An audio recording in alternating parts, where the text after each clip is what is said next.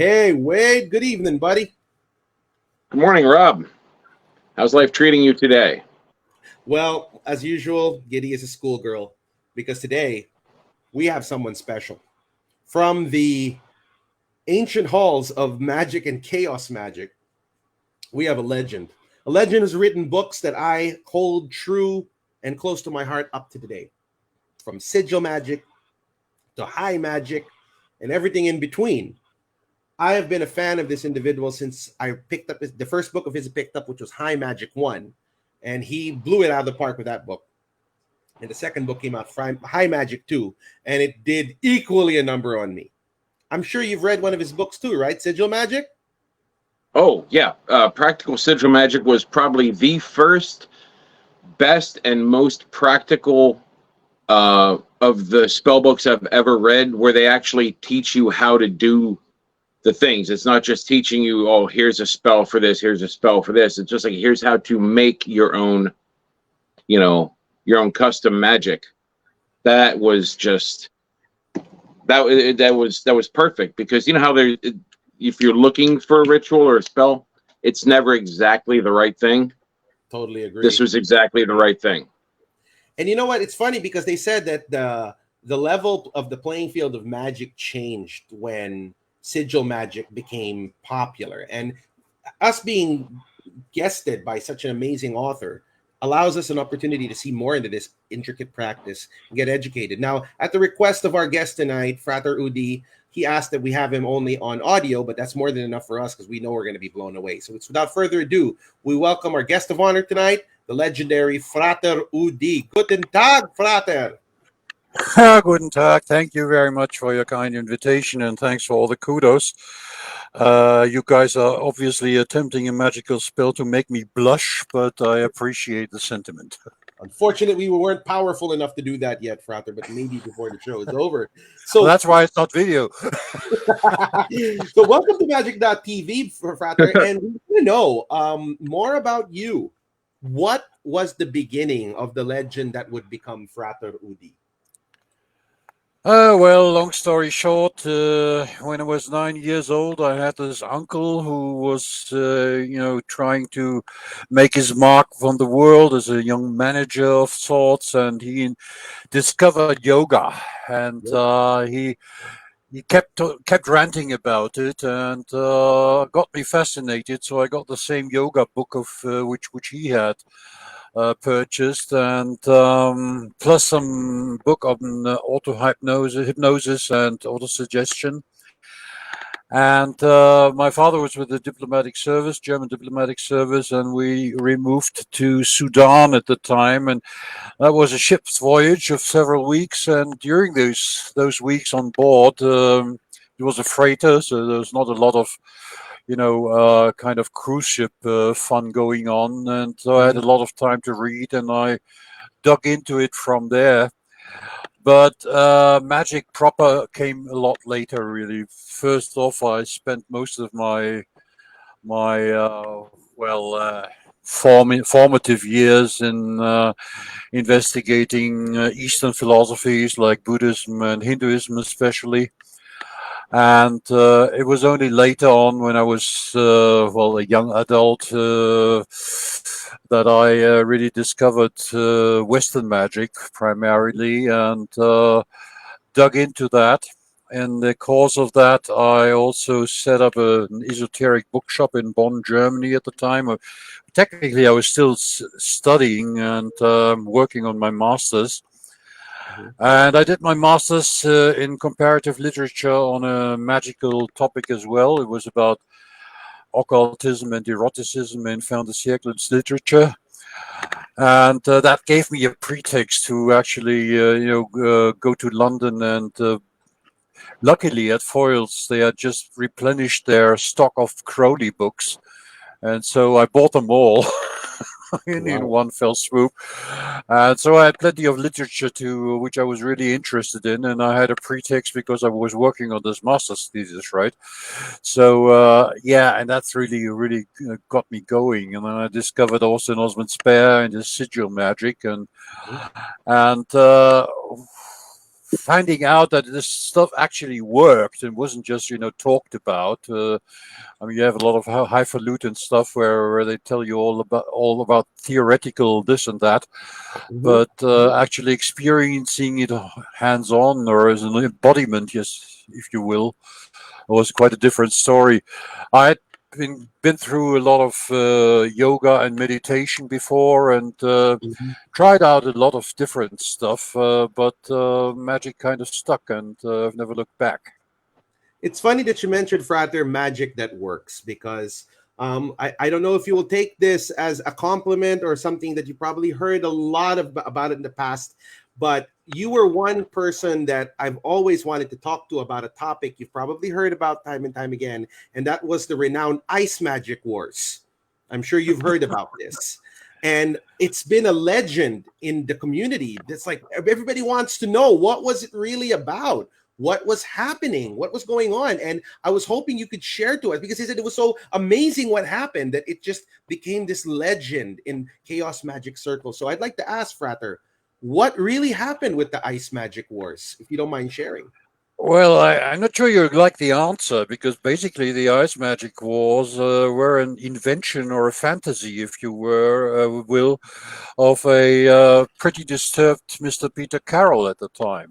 Mhm. Uh, we were both, well, we had basically formally founded the Illuminates of Thanateros, or IoT, in Germany. It had been kind of a virtual order before that in England, but the UK, but it wasn't really a formal organization of any form, and that's what we did. And Pete was the head of the IoT, and I was responsible for the German-speaking countries, which at that time constituted about 80% of the orders members.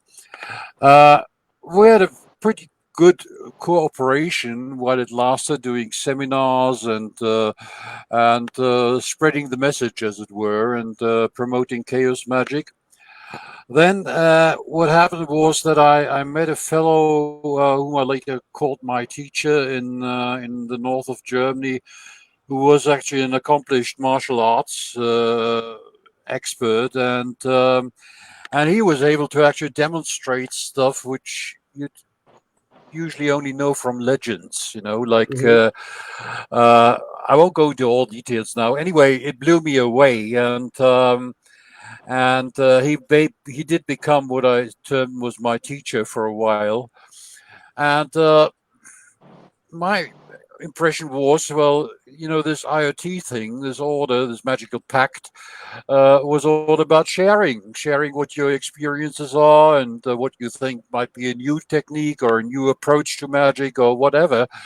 And so that's what I did. I spoke about it, and from that moment on, Mr. Carroll grew paranoid, Mhm. thinking that I was involved with some, for whatever reason, right-wing extremist cult or something, which is kind of ironic because my teacher had actually been with well, it's a fairly extreme left politically for quite a while before that. He was anything but right-wing or fascist, but not in Mr. Carroll's imagination. And so he thought that I was actually going to try to overtake him and take over the IoT, which was not my intention at all. On the contrary, 1 year before, I'd actually announced that I would be stepping down as head of the German-speaking section, Mhm. which is what I actually did then. And but he imagined all kinds of paranoid scenarios where I was waging a magical war against him, which he supposedly won, and stuff like that. In fact, my book Ice Magick, which I wrote a lot later, many years later, will be published with Thailand publishers in a bilingual edition in German and in English. And I plan to devote a chapter to that sorry topic, I'm afraid. As I said, there were no fucking Ice Magic Wars, pardon my French. It was just something Mr. Carroll, to this day, apparently, has tied his imagination to. Well, that being said, I mean, I agree with you that that you say that it could be the creation of the imagination of Mr. Caro, but you did mention that there was a certain practice that you learned from your teacher that amazed you. Are you at liberty to share us about what that practice was and why it would even amaze somebody of your caliber? Well, I'll go into it in more general terms because I'm not really into relating or narrating the more sensationalist aspects of it.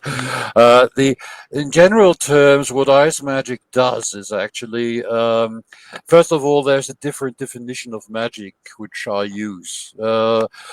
You're all familiar, and your listeners and viewers will be familiar with the ongoing definitions of magic being the art or science of effecting change in conformity with will, and or do it via your subconscious programming or whatever.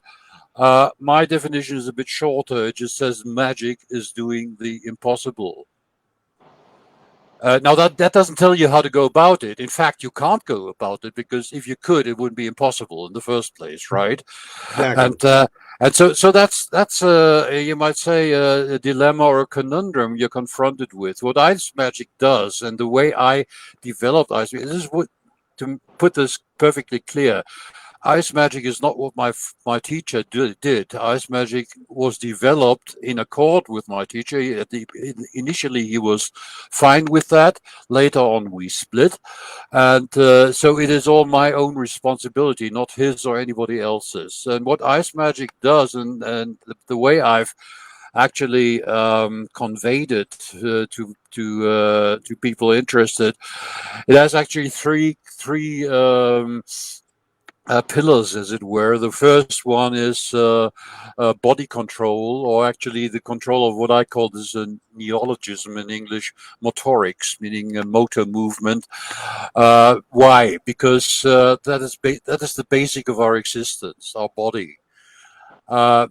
No matter if you think or believe that we have a soul or not, there's still that body to contend with, and that actually impacts everything. The second thing is what I term, I'm translating this on the fly, off the cuff from German, what I call conversation control, being in control of social interaction, of being in control of conversation you have with people and friends and foes even, and enemies and whatever, because that's a social, you might say, framework within which we are more or less forced to work.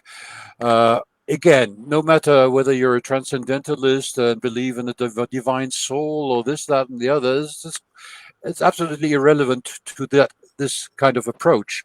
Whether you do or not is entirely up to you.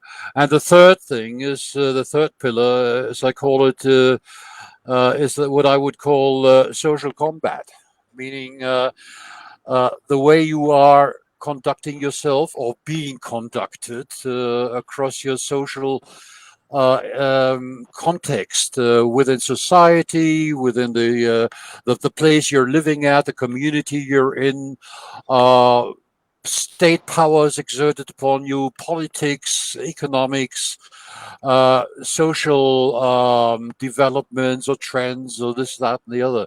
And what Ice Magic does is, on the practical level, is address all these three major issues, because the ultimate issue is that of human powerlessness.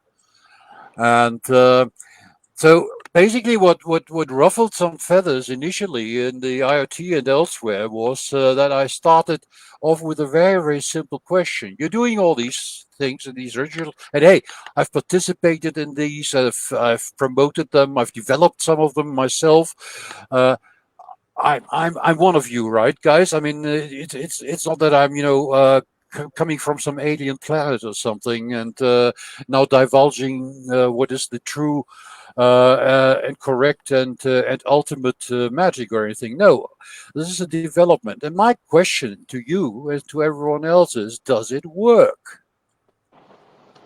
If it does, fine. Then we have no problems, and actually, let's go on with it. Mm-hmm. If it doesn't, then we might have a problem. Now, what does work mean? If you, let's say you do a you do spells, be it sigil magic or planetary magic or talismanic magic or PGM magic or whatever. Never mind the approach, the school, the system you abide by. If it works 51% of the cases, all right, that's a hell of a lot more than any rationalist will concede, or any rationalist scientific guy will he'll tell you you're just either making it up or you're deluded. Not even 1% is permissible under that paradigm. So 51% sounds like a good idea, but for me, even if it's 99.9%, I'd say it doesn't work, because hey, either magic is about power or it's about nothing, unless you adopt the approach, which is a legitimate way of viewing things, though it's not mine, that magic is just something you do to embetter yourself, to enhance your spiritual or transcendental whatnot, be it soul or divine spark or whatever. But that's a mystical approach in my view, not a magical one. For me, magic has always been results oriented, and once you realize that you don't have any control whatsoever, I mean, very simple thing. We don't breathe because we want to, and if you don't believe me, just try not doing it for 10 minutes. Exactly. And QED. So meaning that the range, the scope of our powerlessness is so immense that we really have a problem there. And so that's what I mean by doing the impossible. So if magic doesn't exist, it's about time to make it exist, or to invent it, or to create it.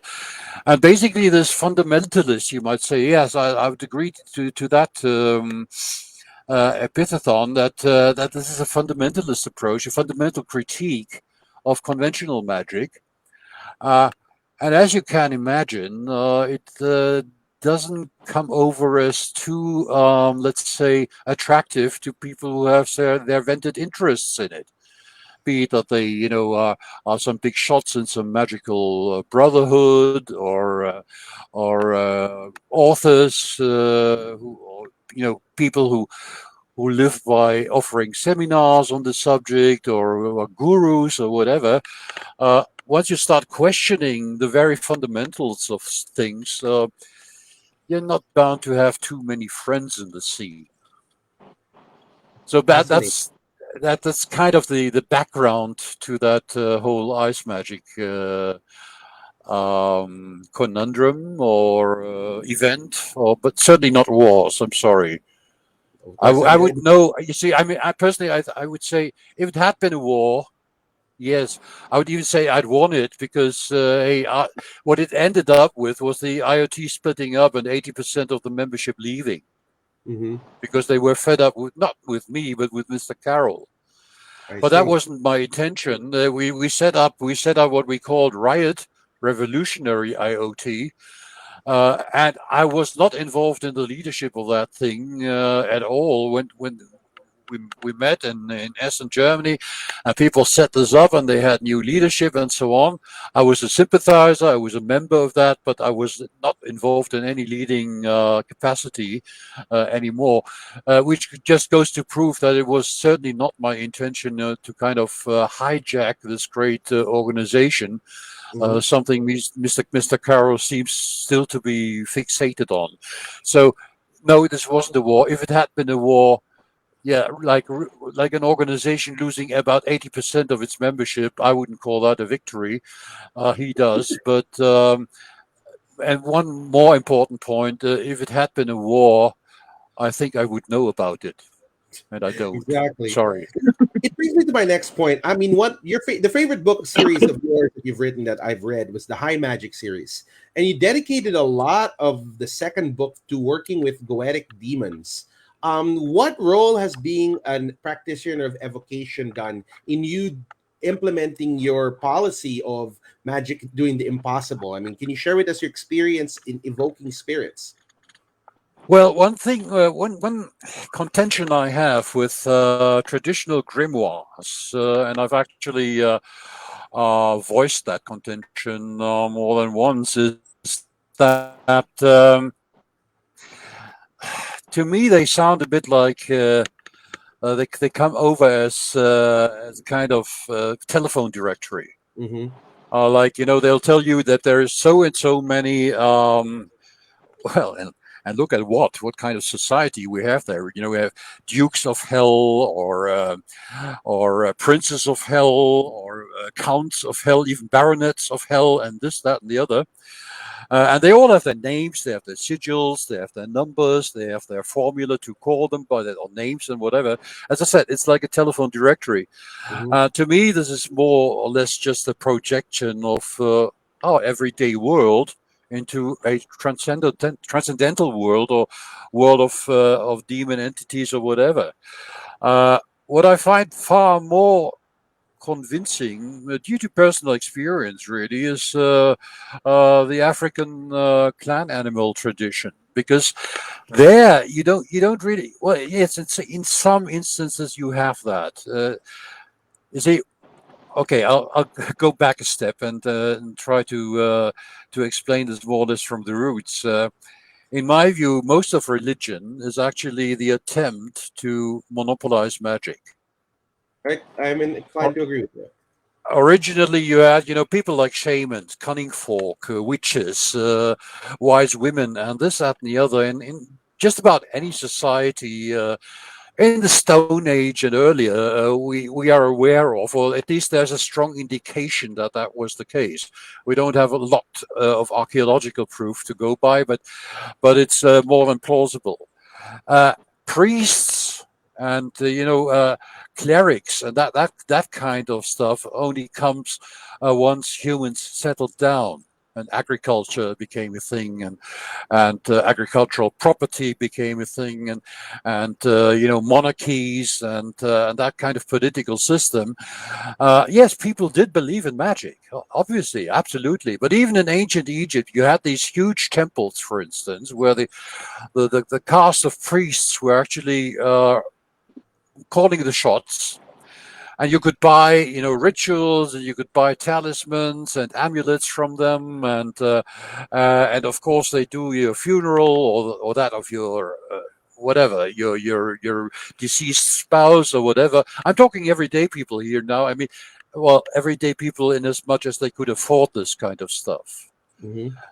It doesn't hold good for the poor. It doesn't hold good for the slaves. It doesn't hold good for the disenfranchised. Okay. And because of that, even outside Egyptian temples, you actually had discounters, people doing it on the fly, on the cheap, for people who could afford only, well, what they had to offer.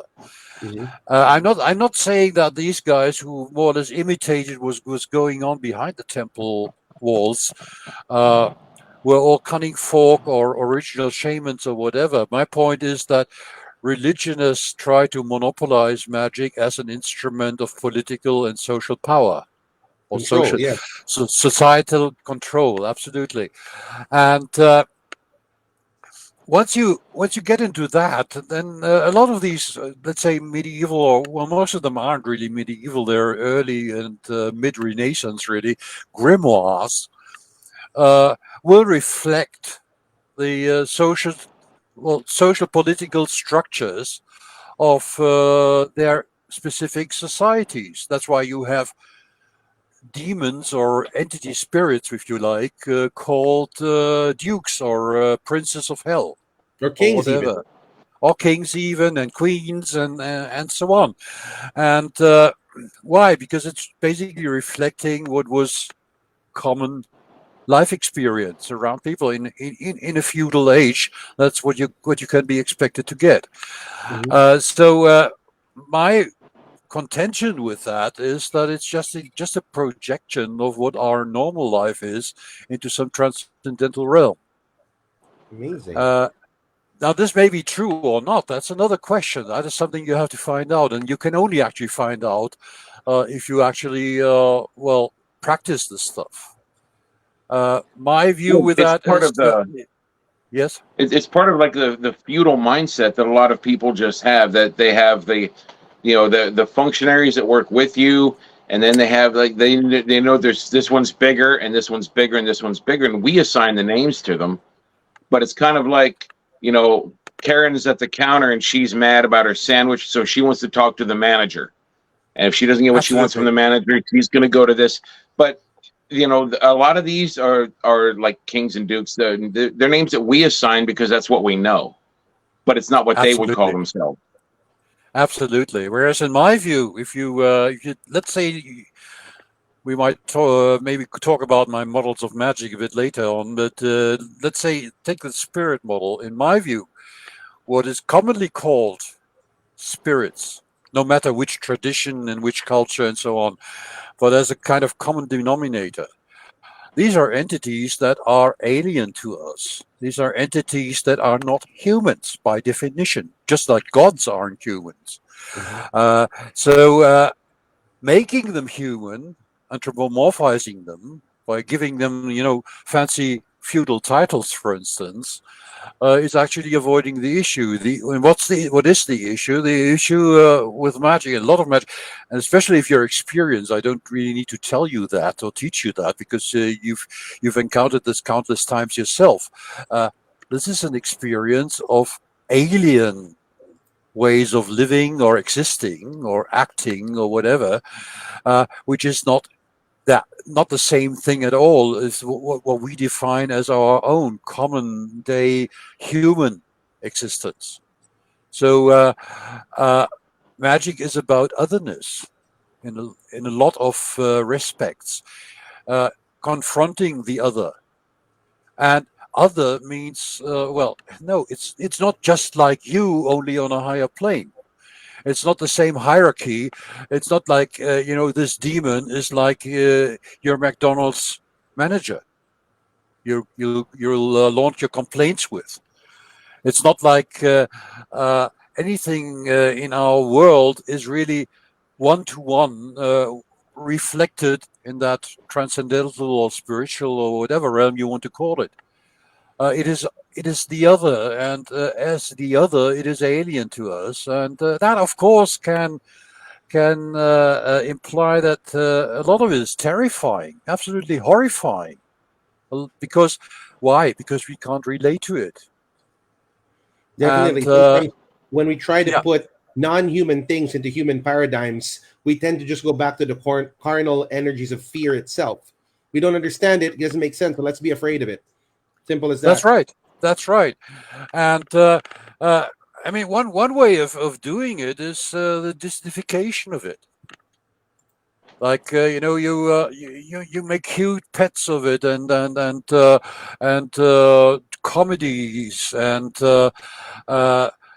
it's actually what happens with witches. I mean, you have a children's birthday, and unless they're evangelicals, they might, or Halloween, and they might, use some little dolls of witches riding on broomsticks or that kind of stuff. Well, the original icon of that was something horrifying. Someone able to fly? I mean, hold on.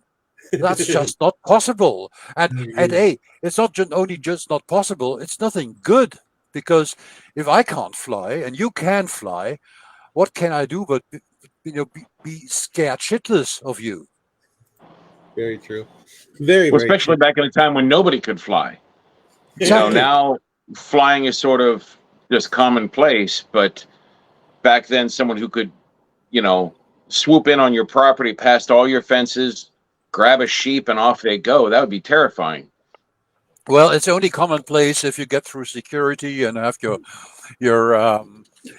ticket paid up and that kind of thing. But that's another thing, by the way, which I wrote in one of the pieces in my High Magic books, as the magician Lucifer, reflecting on the fact that we wanted to fly once, and what we got was rising on the astral planes. Is that really the hot shit we thought it was? Not necessarily. Flying is impossible, right? So how about that? To some degree. Now, Frater, I'd like to ask you something. Moving to the next segment of our show, you've been very significant in the education of a lot of people by taking topics like your self-defense book and high magic and even sigil magic and making them very understandable. One things I like about your books is that they're easily digested. You're one of the authors that I like to say writes in human English. I've shown it to some of my students and they can actually appreciate your work. With that being said, I'd like to ask you, what is your take right now on the current direction that magical practices are going on worldwide? Are we going up? Is it going to get more understood, or are we going back into a dark ages? There's something empirical you can base this on, namely, look at the book market and compare today's. I mean, talking magical literature only, talking of books that are obviously never mind their quality. They're obviously concerned with the topic magic. Mm-hmm. And compare this to, say, the book market 20 years ago or 30 years ago, one generation, if you will, and then you'll see a very steep decline. What you do have, which is kind of compensating for this decline, is a lot of talismanic publishers selling a lot of books in very tiny, usually pretty expensive bibliophile editions. So what has happened actually is that, in my view, let's say the public interest in magic has declined to the level it was before the, let's say, heydays of public interest in that topic some 30 or 40 years ago. Mm-hmm. So yes, there's still a lot of people interested in it, but not. But they've actually shrunk by orders of magnitude. So that is one aspect. The other aspect is, what is the magical scene of today?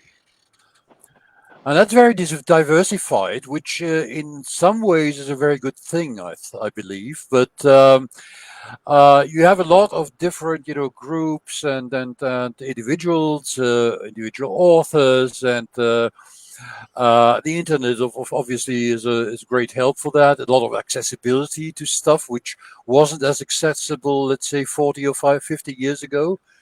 About 50 years ago, you'd have to join a magical brotherhood or order, if only for their library, because these books were hard to get hold of and expensive and out of print. And if you were living in a small urban community, it was certainly not a good idea to go along to your public library and ask them if they had a book on Satanism or sex magic. Right, because it would take about half an hour, and everybody in your community would know all about it. That kind of thing is not so much an issue these days anymore. At least not in our, let's say, more or less Western and internet-based communities and cultures and societies. But one aspect, of course, which is not quite as positive, is that there's quite a lot of confusion as well. Mm-hmm. But that is not really entirely new, because, hey, there was a hell of a lot of confusion about magic throughout the entire Renaissance, where you had lots of authors who would, violently disagree with one each other. Where also another factor, which is less of an issue today, where you had a church which would gladly send you to the burning stake if you publish the wrong kind of book. And so I think what we are back to is really more or less the normal state of affairs, where you'd have maybe, third root, cubic root of the population being interested in it, maximum. And what would your prediction be for the next 10 years in magic? Do you think that it's going to grow, or is it going to go back to being more of an arcane thing that only a select few will be doing? Well, I'm not an oracle, but okay, seeing that you're asking me, I would think that it will probably grow, but at a very slow pace. I mean, there's other issue involved in this. Like, Uh, I'll give you an example from astrology, but it applies to magic as well. I Mhm. once spoke to the guy who, at that time, long ago, had the largest esoteric bookshop in Bern, Switzerland, and he had a huge astrology section of books. And I talked to him about it, and he said about how how well are astrology books selling. I mean, I've written two myself, so Mhm. it was a bit of personal interest in that as well. And he said, well, take a typical customer.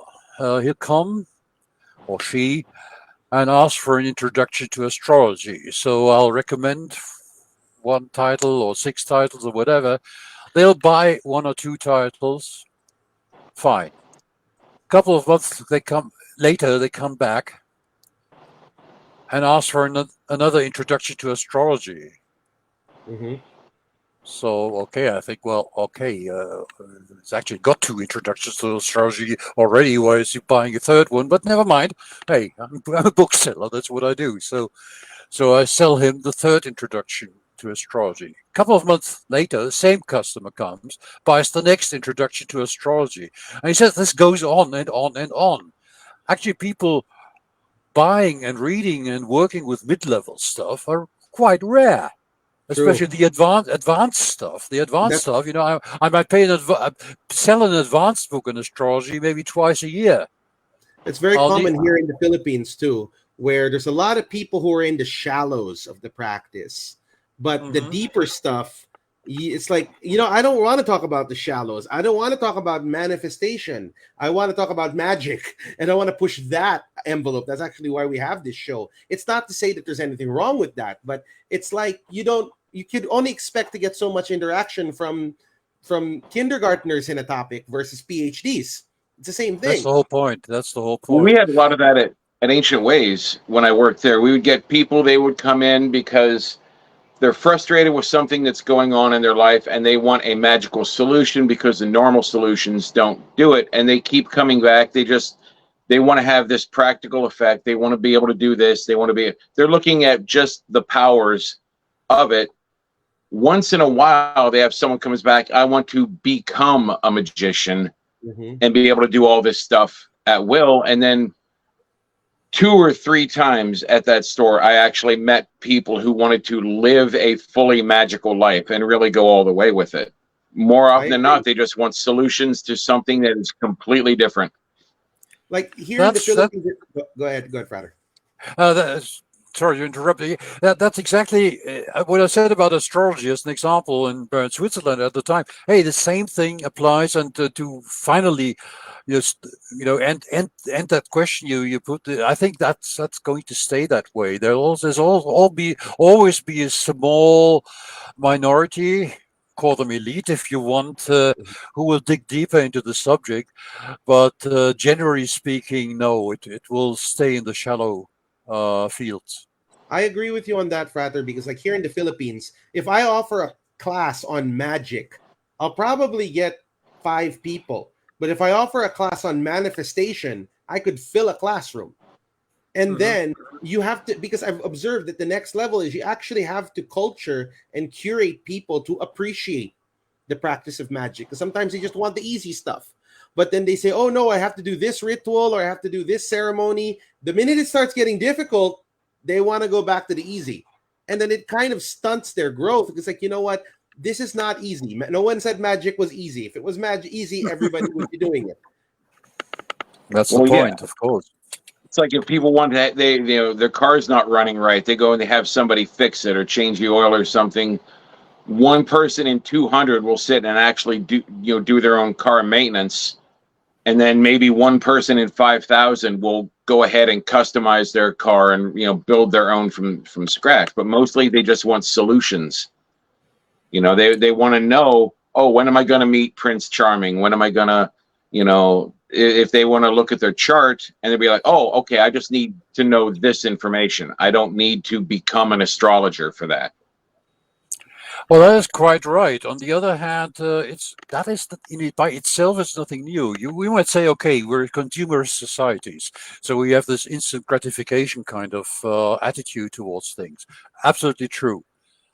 But if you look at the PGM, if you look at even shamanic cultures, as far as we're aware of them, and some of them are still in existence, what do you have? You have the specialists, Hmm. shaman, uh, the cunning folk, the fetish priest, the medicine man or woman or whatever. And then you have the punters who will come and say, well, look, I have this ailment, or uh, this girl doesn't love me. Can you do something about it? Or I lost my horse. I need a new horse. I don't have anything to barter it for. What can I do? That kind of thing. And many of these people, okay, the role of a shaman isn't restricted to that kind of service. Certainly not. Usually, they're tribe's library and priest and psychoanalyst and medic and what have you. But that is part and parcel of their trade. Uh, Now, people there realize, of course, they'll go to the specialist. Why? Because, hey, being a specialist doesn't means that you don't have an ordinary life. Like traveling around in the spirit world all the time. I mean, that's not just for everyone. So yes, and that's what you confront there. You're right. You get people telling you, "Well, my car's broken down. Can you fix it?" Because in order to do all that, what you've just said, I might have to invest 5 years, 10 years, 15 years of my life, maybe even study, finish my college or whatever. Just in order to understand how a basic motor works. What gravity is, or combustion, or this, that, and the other. And I can't, I won't, I'm not interested. So yes, we have that attitude throughout history, and that's why throughout history we had people who were magicians or considered to be magicians, and people who weren't. That's And very true. Because I yeah, wanted we to can't do anything about that. I wanted to augment what you were saying with that, because, like, especially in this country and in other parts of the world, you have what we call the real rural magicians, like the medicine man, who dedicates his entire lifetime to Hmm. one tradition. And this guy doesn't even have a cell phone. You know what I mean? This is Hmm. like your village shaman whose father was a shaman, and it's been handed over and over again that this is the life they know. Imagine the amount of gnosis that person would have versus guys like us who have Facebook. You know what I mean? I mean, Yep. I'll admit, for the modern occultists, we're probably cutting edge, but that what we're doing versus a man who knows no other life but that. Imagine the sacrifice, but the power that comes with it.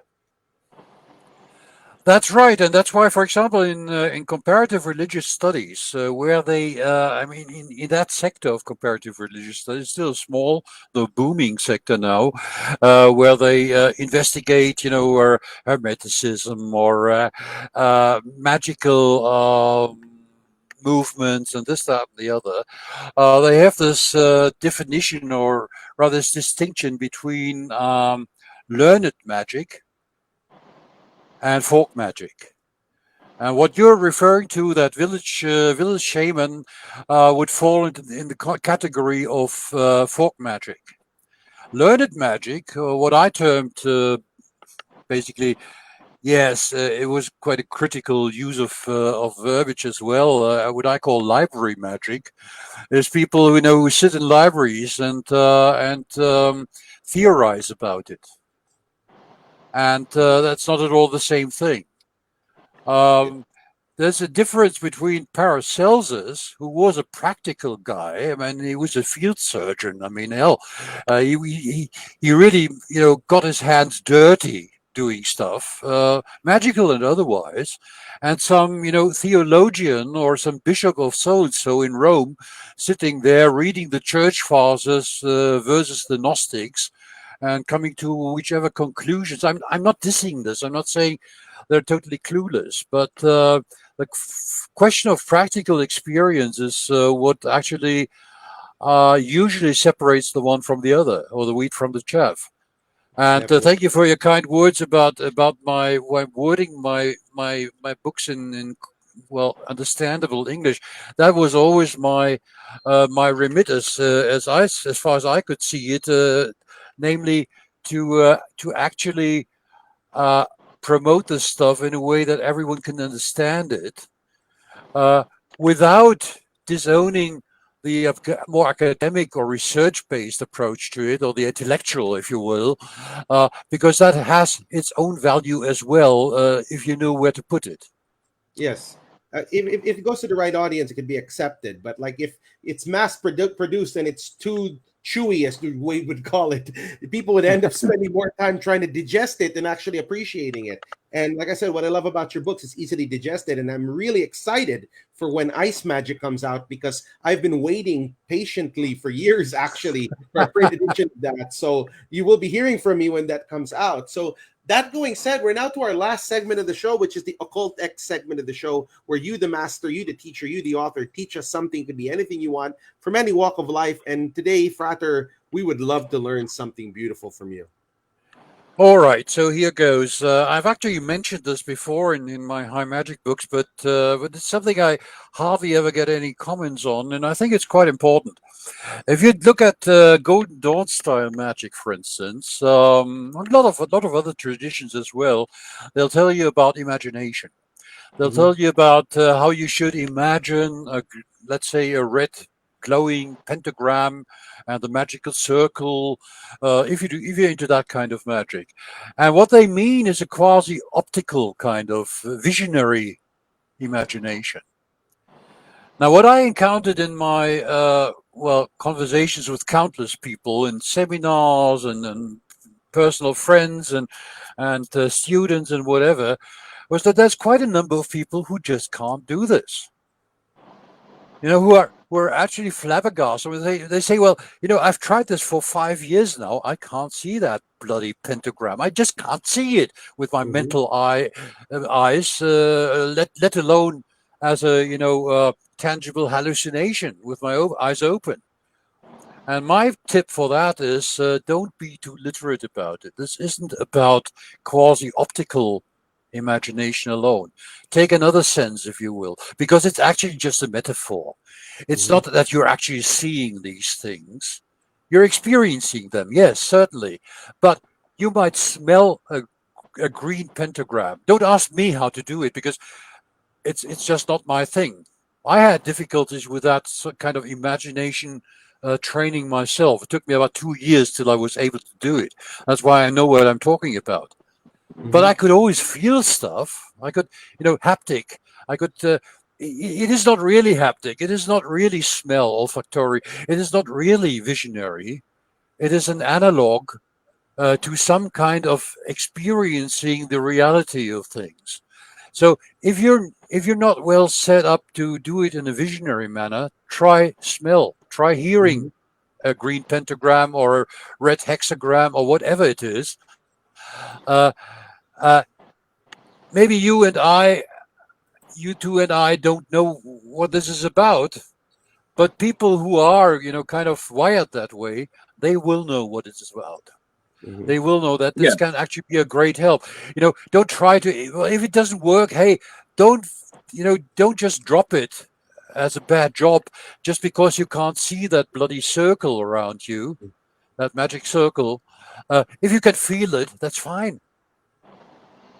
Yeah, everyone has like a dominant sense of something. That's the like point. If you if you listen, you can actually tell if you're talking to a person and they say, "Oh, do you see what I'm saying?" versus, "Oh, are you hearing what I'm saying?" That you can tell kind of how they're geared towards which of their senses.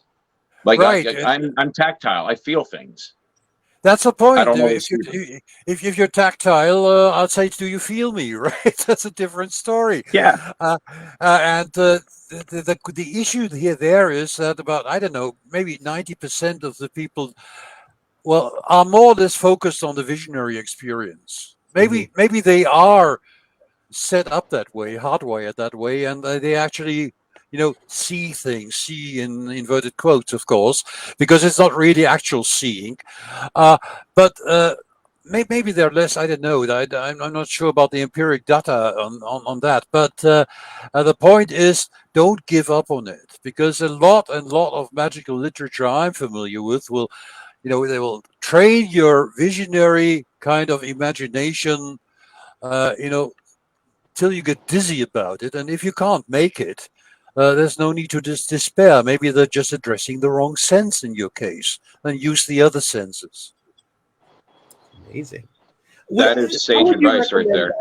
Well, how would you recommend when you're practicing things like evocation and you need to see things in the astral? Can this theory also apply to that as well? Yes, absolutely. Because, hey, again, spirits are alien. Who says that they can be seen? That they manifest in a kind of 3D printer kind of way. Aleister Crowley once said, "Well, manifestation to the point of what was it? Paraphrasing here, thick fumes." Well, if you're of the school like I used to be, of using incense to the entire room had the consistency of thick fumes, it wasn't it wasn't really that difficult to have a visionary experience of that. But no, I'd say, because I said it's a metaphor really. We're actually talking about some other kind of sense we don't really have a name for, but let's call it faculty X or whatever, and that's what we're actually dealing with. Basically, I'd even go further than that and say it's not about seeing that demon. It's not about feeling or hearing or smelling that demon. It's about knowing that demon. It's about experiencing it too. And that's what I mean by knowing. Establishing communication. Right. It's a kind of, basically, I'm reverting here to the ancient concept of gnosis, which is a kind of knowing. Gnosis in ancient Greek means knowledge, though it's not your cognitive, intellectual, rational, or knowledge of ratiocination. It's a kind of intuitive knowledge. It's a salvific knowledge in the Gnostic schools.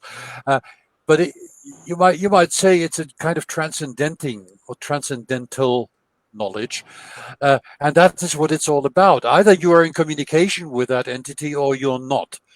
There should be no doubt about that. If there is no doubt about it, your evocation was successful. If there's the slightest doubt, I'm not talking about faith. I'm not talking about believing or hoping that it may work. That's one of my favorite laughing points about one major. Let's forget the name. One major, I think it was in the 50s or 60s book on Golden Dawn type of magic by a rather famous UK author, who says, "Consecrate your magic wand by saying, 'This is my magic wand. I hope it works.'" Oh yeah, sure. Great deal. What a consecration. I hope it works. Well, who doesn't? You hope it works. No, it's not. Ebony had a great story.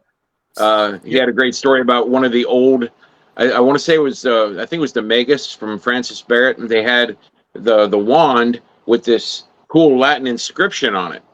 Yeah. And everybody was just making the thing and writing it, but he noticed that this was like a really bastardized form of Latin, and it said, "Cut a green stick at midnight." But people were just writing that on their wands, thinking that was the magical incantation for it. Well, grimoires as a genre are infamous for their bad Latin and their even lousier Greek and Hebrew. So yes, it's all garbled Hebrew and garbled Greek, or most of it at least. And does it matter? Maybe not. If it works, I mean, the results point. are what matter. Who's the question if it works? So anyhow, Frater, would you like to give you this opportunity to plug anything that you have coming up, workshops, appearances, books, anything you'd like to share? Because we always want to support you for all the things that you've done for the occult community. Well, thank you very much. If you can still get hold of it, the most recent book I published some 2 years ago now is Living Magic, together with 3 other authors. We were part of what we call the Bonn Workshop for Experimental Magic, starting off in 1979, which is where we basically invented magic for ourselves, and 4 of those authors contributed to this work. I'm saying if you can get hold of it, because unfortunately Llewellyn's, my American publishers, have discontinued it, but you I managed to get a copy. I had a lot of fun with that. That was the one where they said that you killed Aleister Crowley, apparently, or something like that. No, I met the man who killed Aleister Crowley, or so he There said. you go. Yes, There you indeed. go. Yes, that anecdote is in there, and it's not widely published as far as I'm aware. So this might lend another kind of quality to Crowley research, if I might say so. That book is it was a lot of fun for us doing it, but I think it's quite instructive in that you have 4 different magicians who've actually lived the trade, and one of them is deceased now, unfortunately, but who actually spent their lives investigating and practicing magic. They're coming from entirely different and not always compatible directions.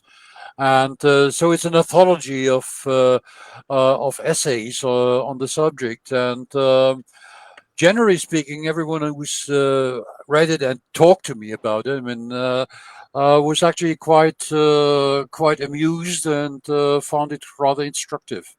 I loved it. And about Ice Magick, when is that coming out? I mean, is there a tentative date, or is it already ready to be printed? Because again, I've been waiting for that for a while, actually. I'm still working on the translation, and the reason I'm working on that translation is, I've been a professional translator for most of my life. I mean, it's what I made my living with, and but for Ice Magick, the German version, the original version, I had to reinvent the German language, so. Wow.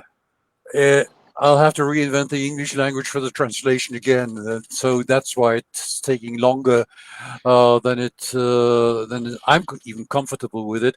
But no, there's no set date yet. I'm sorry. Well, If there were, I'd be happy to tell you, but I can't say when that one will be out. All right. So anyhow, Frater, from the bottom of my heart, thank you very much for guesting on our show. This has been one of the highlights of the season. Also, thank you. Yes, I'm very thankful. Deeply honored. Very honored. We're going to put you in the waiting room as we say goodnight, but then please don't leave. We would personally like to thank you afterwards. So thank you so much, Frater, for this, and we hope to have you on the show again in the future. Well, thanks for having me. The honor is all mine, and great to meet you both.